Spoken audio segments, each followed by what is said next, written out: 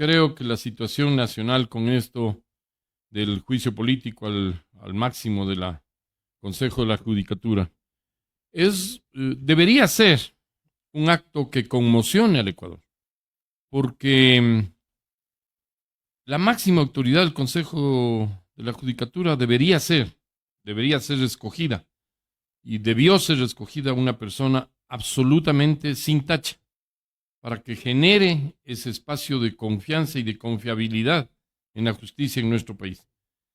Con todas las noticias que se han conocido y el mero hecho de de haber estado involucrado en defensa de alguna persona que tenga estos antecedentes, como narcotráfico, como lavado de dinero, ya hace que la persona esa pierda total confianza de la ciudadanía, porque ¿de qué estamos hablando? ¿Qué estamos combatiendo?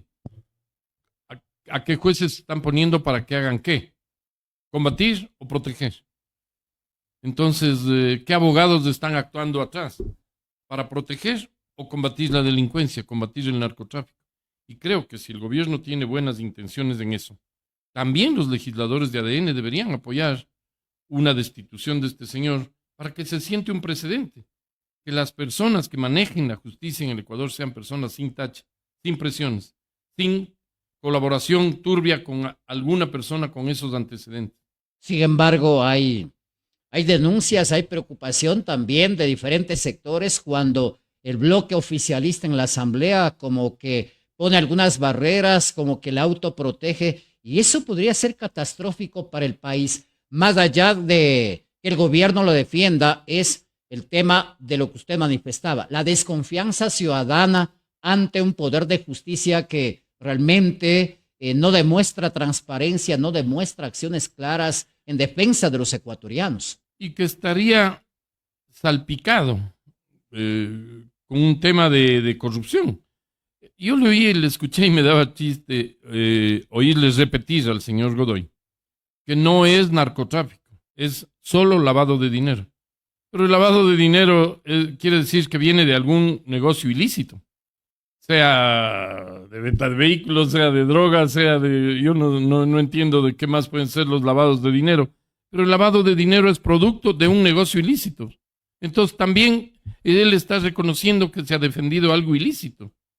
Y eso es imposible de mantener como tesis, como defensa, como tesis de defensa. Ahora yo le digo una cosa. Aquí no es solo el bloque oficialista, que podría en un momento dado, según se ven las versiones, defender o proteger a este funcionario, sino el resto de asambleístas que se unieron a una mayoría pegada con babas. ¿Qué va a hacer, por ejemplo, todos los ex Pachacuti?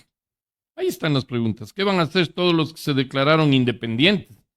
¿Qué van a hacer los que pertenecen a otras bancadas ante este proceso tan irregular para la justicia del Ecuador? ¿Van a defender al país o es que van a defender a... ¿O van a pasar a la historia como defensores de una persona que manchó a la justicia, que no dio transparencia, que no dio confianza?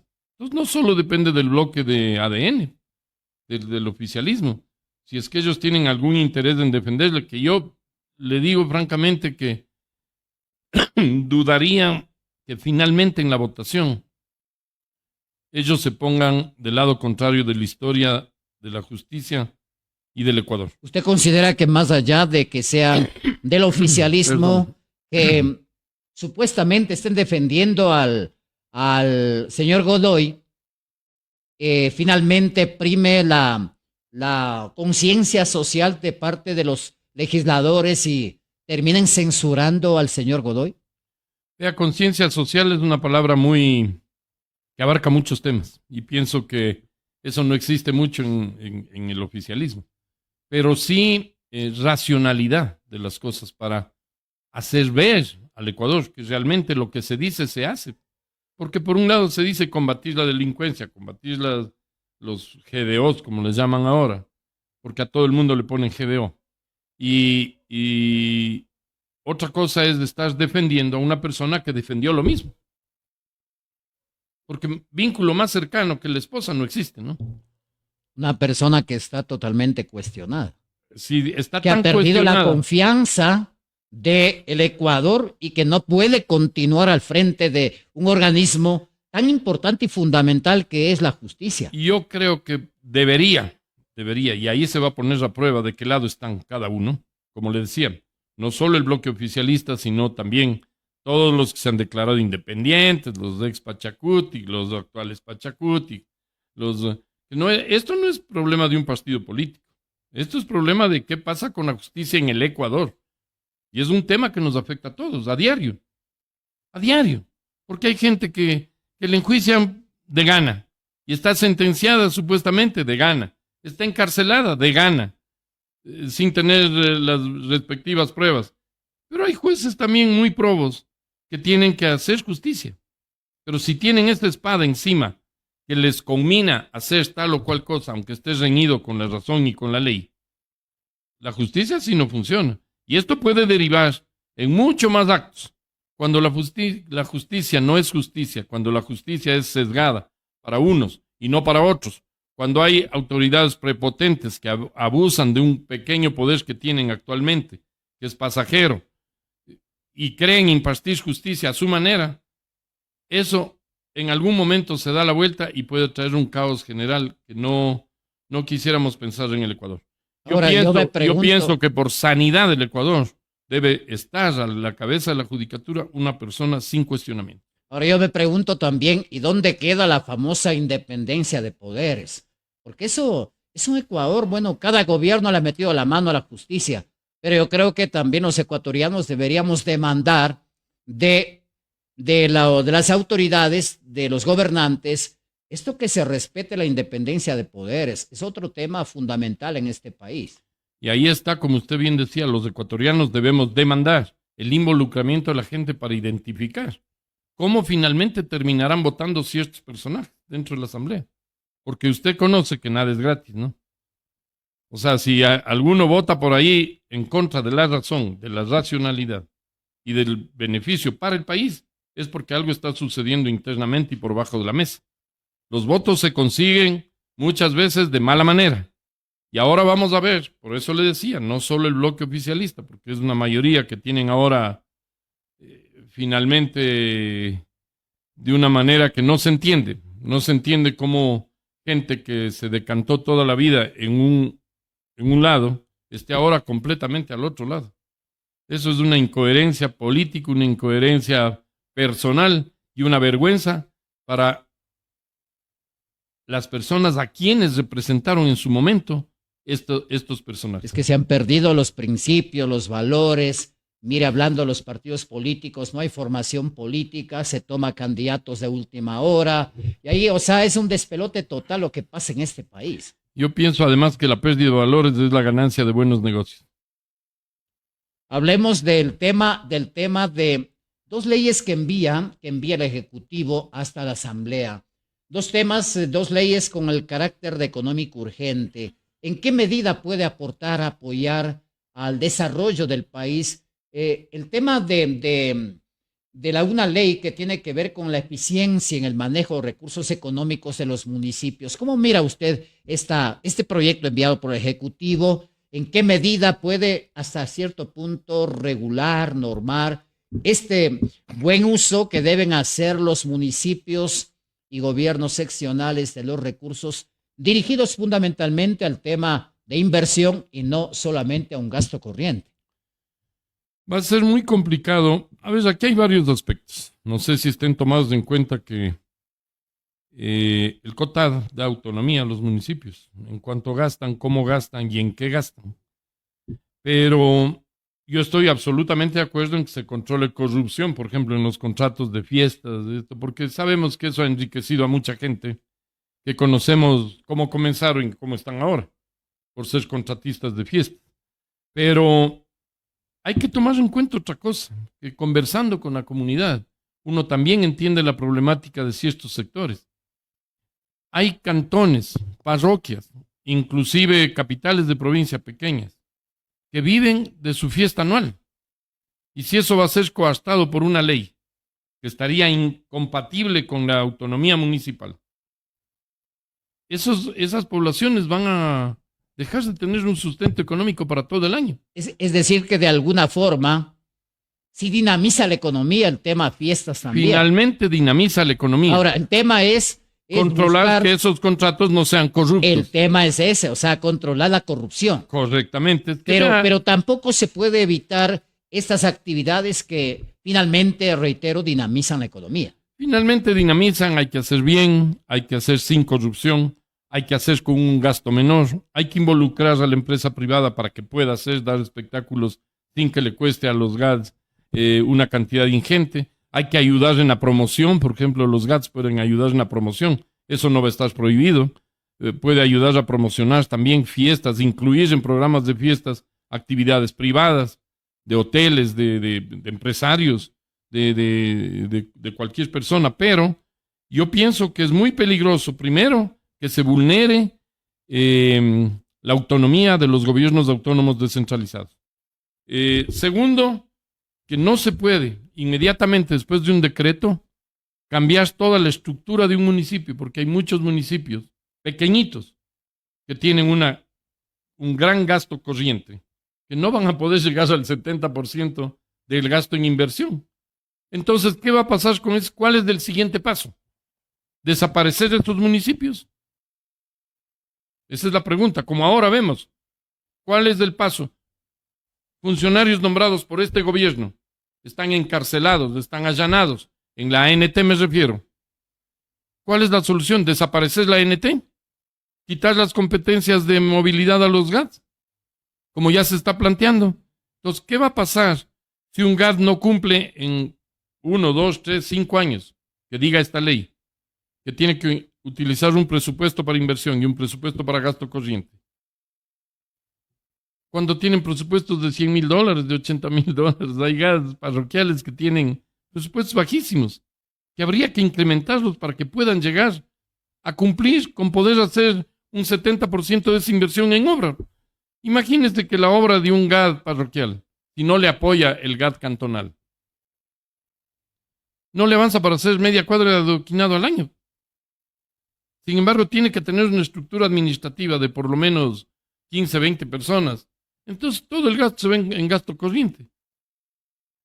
Entonces, ¿cuál viene la pregunta? O se les incrementa los presupuestos para que ellos puedan manejar un presupuesto con el que puedan hacer obras, o desaparecen.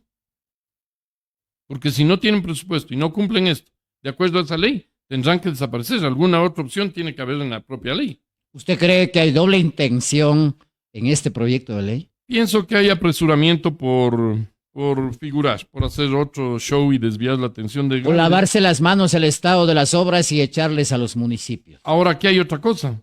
Para que se exija esto, el gobierno tiene que estar puntual en los pagos y asignaciones a todos los GATS, lo cual no está sucediendo. Tienen una deuda enorme, millonarísima, sobre todos los GATS, provinciales, cantonales, parroquiales. Para que esta ley surte efecto, tienen que estar al día. Para que los GATS de cualquier nivel tengan el presupuesto listo el 1 de enero y puedan coordinar y planificar con ese porcentaje de gasto en inversión. Si no, a veces no tienen ni para los sueldos y estos GATS pequeños, porque dependen absolutamente del gobierno. No tienen capacidad de endeudamiento propio, no tienen créditos por su cuenta para luego, con la recuperación en mejoras, pagar esos créditos. Entonces, aquí hay varias aristas que no se cumplen. Primero, el gobierno tiene que estar absolutamente al día para que entre en vigencia esta ley. Segundo, se tiene que analizar la autonomía de los GATS. Tercero, hay que pensar en las estructuras de cada GAT. No puede ser general. Pueden haber GATs grandes que sí generan recursos propios.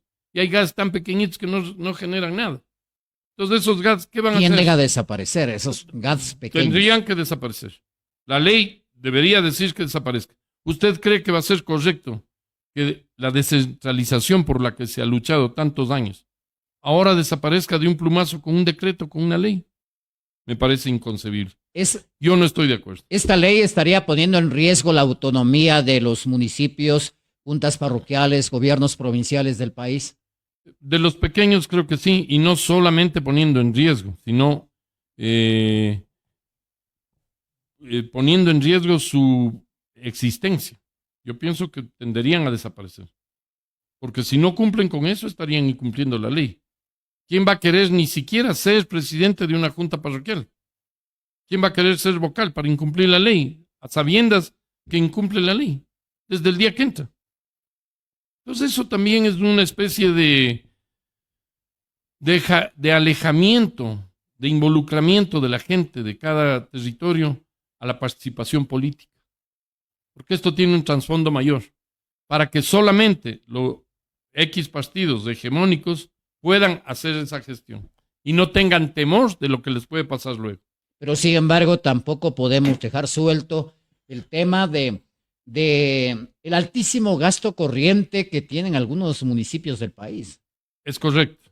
Eso hay que controlar. Eso hay que controlar. Eso hay que controlar. Nadie dice, y eso es no producto de ahora, es producto de pésimas políticas anteriores de todos los administradores de las ciudades, de las provincias, de los GADs parroquiales, que creen que el GAD es del botín para repartir a todos sus amiguetes, a todos sus corruptos, a todos sus testaferros y a toda la gente que le alzó un dedo en la campaña. Entonces, eso es que la administración debe corregir. Pública se ha convertido en eso, se va convirtiendo en eso. Es que no hay otras oportunidades. En el círculo del reparto. Es que no hay otras oportunidades también. Dígame aquí en Chimborazo si usted no está en las 2 universidades o 3. ¿Dónde trabaja? En los GADs o en el Ministerio de Salud. ¿En dónde trabajan? No hay Entonces empresa, todo el mundo no hay desarrollo económico. busca ingresar al sector público para ahí quedarse. Y entonces, esta ley también debería decir, pues, ¿qué pasa con el Ministerio de Obras Públicas? ¿Cuántos tiene? ¿Qué hacen? ¿Qué pasa con el Ministerio del Ambiente? ¿Cuántos tienen? ¿Qué hacen? El presupuesto del Ministerio del Ambiente también 80% para inversión en proyectos de ambiente, no para 26 funcionarios en una regional o 40 funcionarios en otra regional. Esta ley no debería ser solo para los GADs, sino también para los ministerios. ¿Sí me entiende? O sea, no se puede juzgar a unos que inviertan en obras 70% y a otros que dilapiden lo que quieran. Por eso yo le decía, como que con esta ley también se pretende trasladar esa obligatoriedad o esa obligación a los gobiernos locales con la ejecución de obras. ¿Y el gobierno central qué? El gobierno no paga ni siquiera lo que debe. Entonces, ahí está el tema también. Entonces, si es que hay para vialidad, el presupuesto del Ministerio de Obras Públicas se traslada a los GADs dentro de esa vialidad. Porque ¿qué hace el Ministerio de Obras Públicas que no hace nada en un momento dado? ¿Qué hace el Ministerio de Educación en cuanto a desarrollo de la educación? ¿Qué hace el Ministerio de Salud?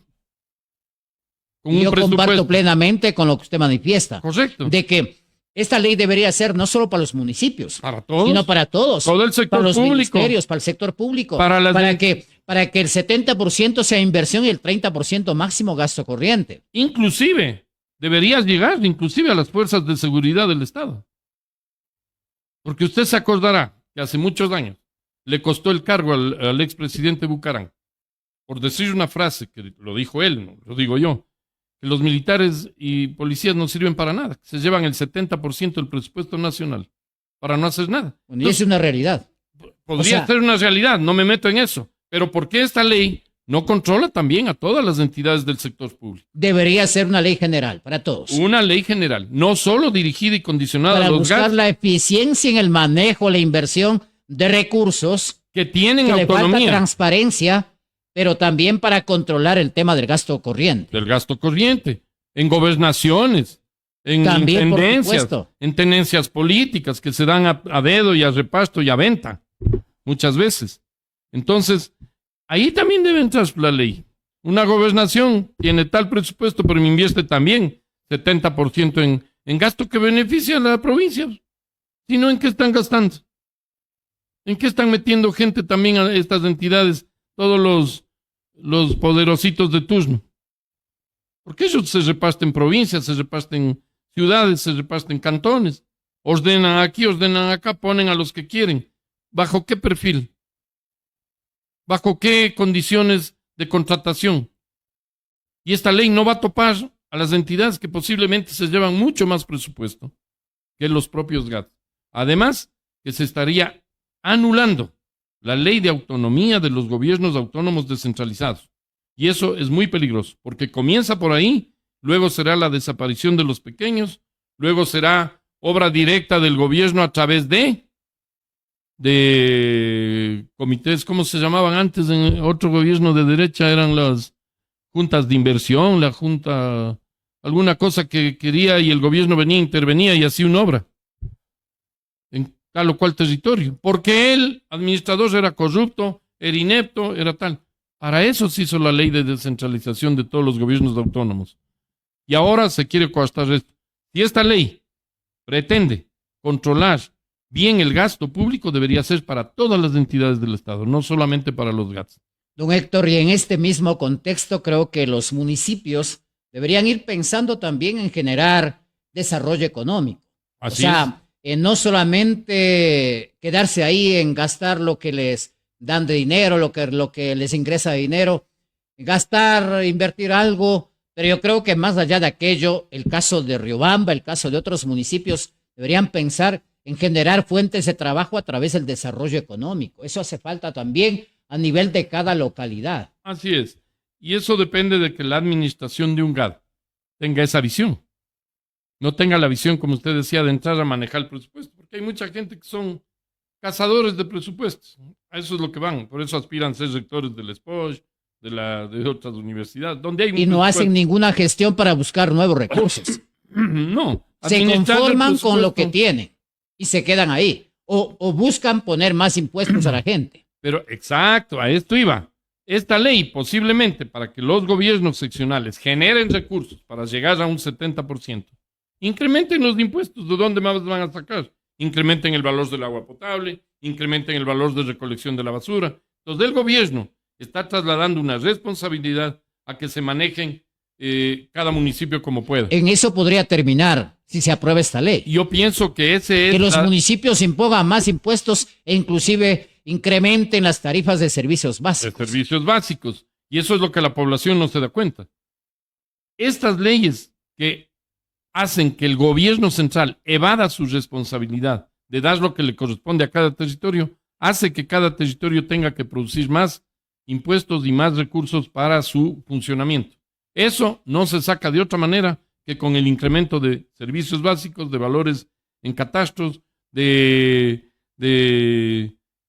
incremento de todos los servicios, agua, basura, recolección, servicios municipales, impuestos prediales, que son las únicas fuentes de recursos de estas poblaciones. Ahora, ¿qué pasa con el sector rural? Usted conoce que en el sector rural los impuestos son bajísimos. ¿Qué impuestos generan las parroquias a través del GAD cantonal de retorno si la parroquia no produce nada?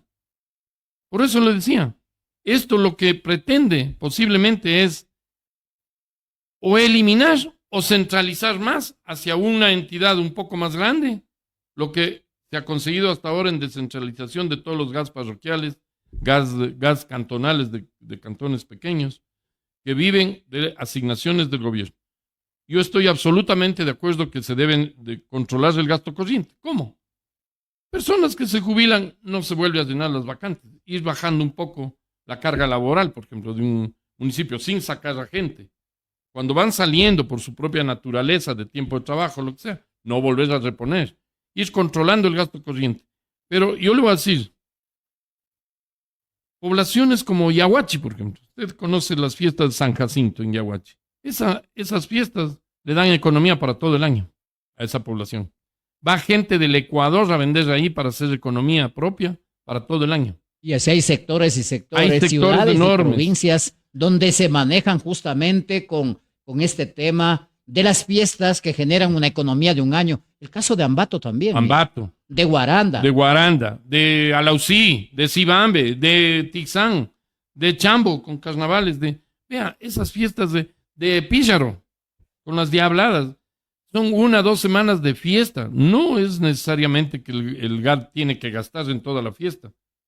Pero si no se potencia desde el propio GAD que se va a hacer esa fiesta, que va a haber ese entretenimiento en tal o cual fecha, ya por prohibición de ley, habrán muchas poblaciones que se mueran. Se mueran. Ahí vienen más fiestas problemas. Muy tradicionales que prácticamente se mueran. Hay más problemas. Y el pueblo Viene no tendrá la migración. oportunidad de una, por lo menos una época donde se puede lograr dinamizar la economía. Dinamizar la economía. Mucha gente se distrae yendo, pero esa gente dinamiza la economía.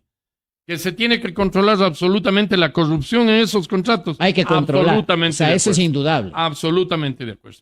Pero que se tenga que coartar primero la autonomía de los GATS. ¿En qué pueden gastar? ¿En qué no pueden gastar? Creo que eso es un elemento muy peligroso. Segundo, como le decía, hay GATS que no tienen ni para cambiar las llantas de la volqueta si alguien no les da. La volqueta se queda parada, o sea, es un recurso ineficiente. ¿Qué va a pasar? Si tienen que llegar a ajustar al 70%. ¿Van a cambiar los impuestos en la ruralidad? Los GATS van a tomar el control sobre las juntas de agua para tener un ingreso de recursos sobre el agua que reparten. Todo esto es una cadena y es una consecuencia que hay que analizarle antes que aplaudir una ley que se la disfraza como anticorrupción. Y que esperemos que la Asamblea responda de una manera inteligente, adecuada, pensando en función del país, y que el bloque oficialista, los independientes, también piensen, no le hagan solamente el juego o todo lo que envía el gobierno, piensen que es lo mejor, sino más bien hay que llegar a un nivel de razonamiento profundo, pero con un compromiso también de país. El compromiso del país tiene que estar de parte de todos, desde el más chiquito, desde el GAT más chiquito, parroquial.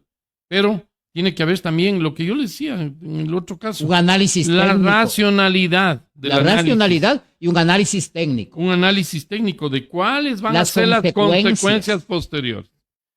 Y llegar a una inversión del 70% en un GAD que tiene $100,000 al año de presupuesto es imposible. Es imposible. Técnicamente es imposible. O sea, esos GADs, ¿qué va a pasar con esos GADs? Que son una gran mayoría. Son todas las parroquias. Entonces, ¿qué va a pasar con las parroquias? Las parroquias tienen que despertarse y decir qué va a pasar con nuestra autonomía. ¿Qué va a pasar si la gente ni siquiera va a querer ser candidata al presidente de la Junta Parroquial o a vocal? Porque sabe que está entrando y está incumpliendo la ley.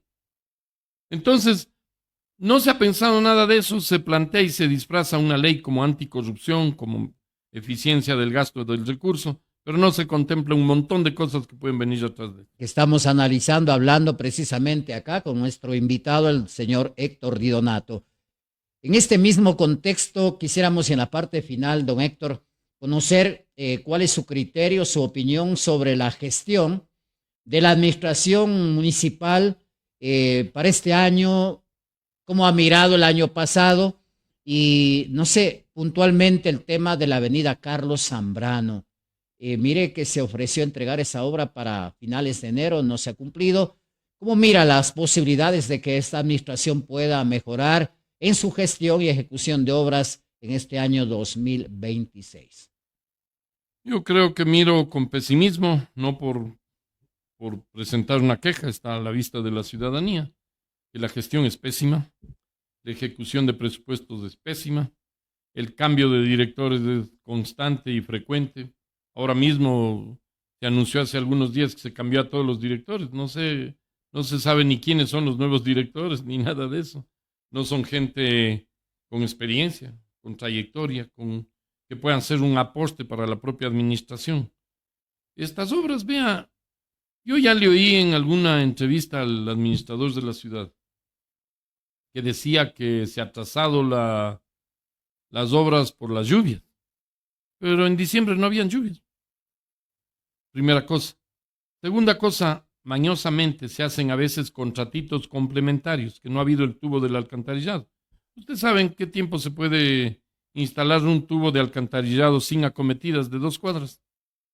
En 2 días. Es solo el desagüe para el estadio. Ahora se dan cuenta que el estadio no ha tenido alcantarillado. Pero ¿sabe cómo soluciona eso? En 3 días. Pero ese es un pretexto. Primero, para inflar el presupuesto. Y segundo, para ampliar los plazos.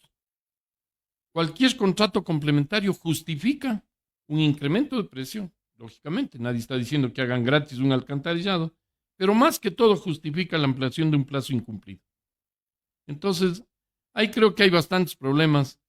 Creo que A veces a mí me da pena de los contratistas que se metan a contratar con esta administración, porque en cada contrato y en cada proceso y en cada trabajo y en cada obra que se inicia tienen problemas. Y pienso que a veces, si no son fuertes, una empresa fuerte, pueden llevarle hasta la quiebra. Y hay contratos incumplidos de un parque por allá por las Acacias o por algún lado. El contratista se declaró incumplido, porque posiblemente con todo lo que dio no le salió. Entonces mejor prefirió declararse incumplido. Pasarán 2 años y volverá a contratar. Pero así se están quedando las obras a medias, se están quedando todo incumplido, el bacheo no funciona.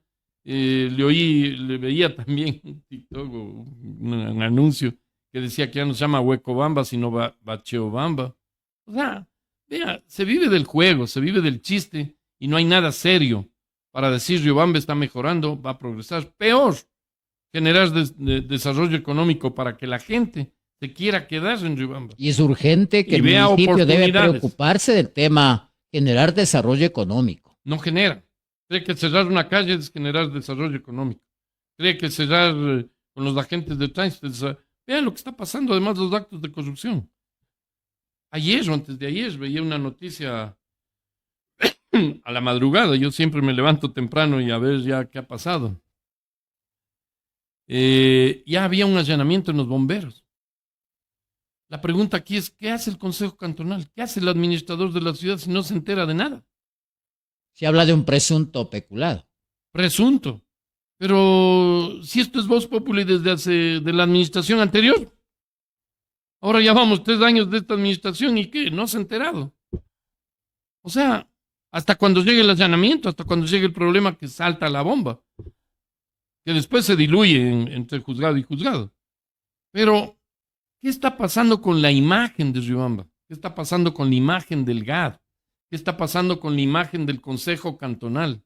¿Qué está pasando con la imagen del administrador de la ciudad?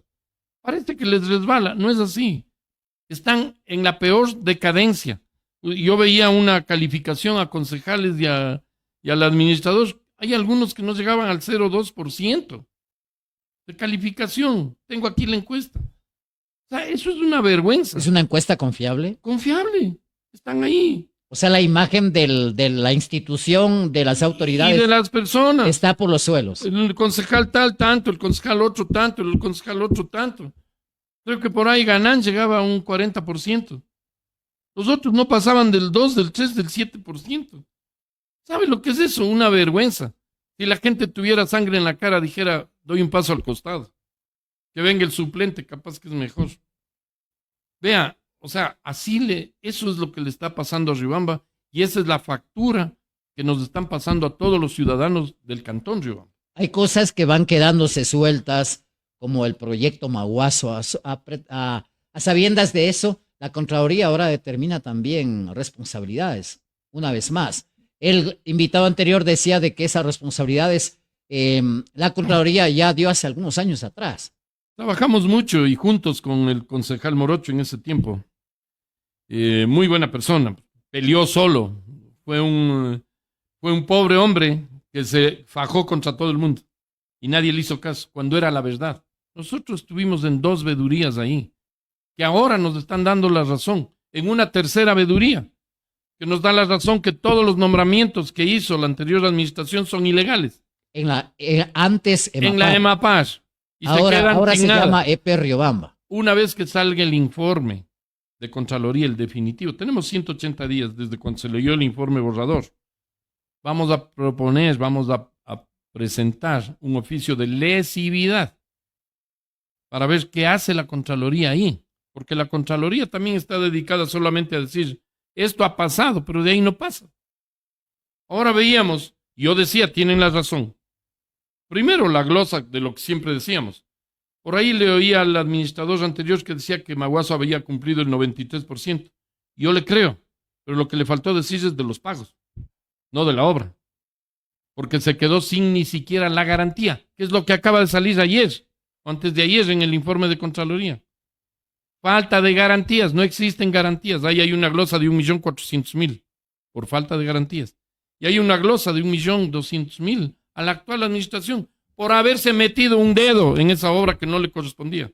O sea, hay responsabilidades para la anterior administración y también para la actual. Para la actual. Hay 2,5 millones de glosas que se reparten entre el uno y el otro, aparte de la glosa de la obra, ¿no? Esto es solo una glosa por falta de garantías y al otro por haberse metido a trabajar en una obra que no le corresponde. EMAPAS no puede hacerse cargo de esa obra mientras el contratista no entregue la obra. No se haga un acta de entrega-recepción, por lo menos provisional. Sin embargo, ya se han investido recursos de la empresa EMAPAS, firmando convenios, firmando cosas que no tienen legalidad. Esa obra tenía que ser entregada en su totalidad por la empresa contratista. Y ahí comenzar a administrar. EMAPAS tiene que ser la vendedora del agua de ese proyecto. Nada más. No es la constructora. No es la solucionadora de problemas. No es la que tiene que ir a ver el tubo hundido y prestarle 3 tubos. No, nada. Ahí tiene que responder el contratista, la fiscalización, que es otro desastre, porque la fiscalización no ha hecho absolutamente nada, no ha cumplido con su trabajo, ha permitido que la empresa esa fallida siga haciendo lo que le da la gana y que le perjudique a Riobamba en millones de dólares. Está muy bien, ojalá esas glosas se confirmen para que estos pillos que administraron anteriormente y estos ineptos que administraron actualmente paguen las consecuencias de esa pésima obra y que le ha perjudicado tanto a Riobamba. Que hasta ahora no funciona, además, ¿no? Señor Di Donato, en la parte final, ¿qué piensa usted que puede pasar este año preelectoral? Tomamos en cuenta de que es un año preelectoral, ya aparecen por ahí nombres, candidatos. ¿Qué va a pasar con el municipio de Riobamba? ¿Habrá por lo menos algunas obras pequeñas? Porque obras grandes, obras emblemáticas desde hace mucho tiempo, como que en Riobamba no existen. Pueden pasar muchas cosas, porque los nombres que usted dice, y si usted se pone a analizar, son muchos de ellos, son exdirectores de administraciones anteriores que le pasaron lindo en esas administraciones, que inclusive se vinieron con comisión de servicios hasta curarse de alguna enfermedad a vivir en Riobamba, un año y medio, cuando jamás han vivido en Riobamba. Hay otros exdirectores que plantaron los arbolitos por ahí, por las calles. No se ha hecho una investigación sobre ese contrato. Vea lo que está pasando en movilidad. Ahora, ¿eso será que se va a investigar? Y por eso yo decía, es deplorable la actuación. Y por eso la calificación del Consejo Cantonal también. Porque se ha hecho 0 fiscalización a la administración anterior. 0. Ventajosamente, es muy posible que sí haya tiempo porque la Contraloría da 7 años para fiscalizar todas esas cosas. Y alguna nueva administración que venga y un nuevo Consejo Cantonal tendrá mucho trabajo en hacer esa fiscalización para que Riobamba sepa que sus recursos, primero, van a ser bien administrados de hoy en adelante y segundo, va a haber culpables de todo lo que se han robado en administraciones anteriores y actuales.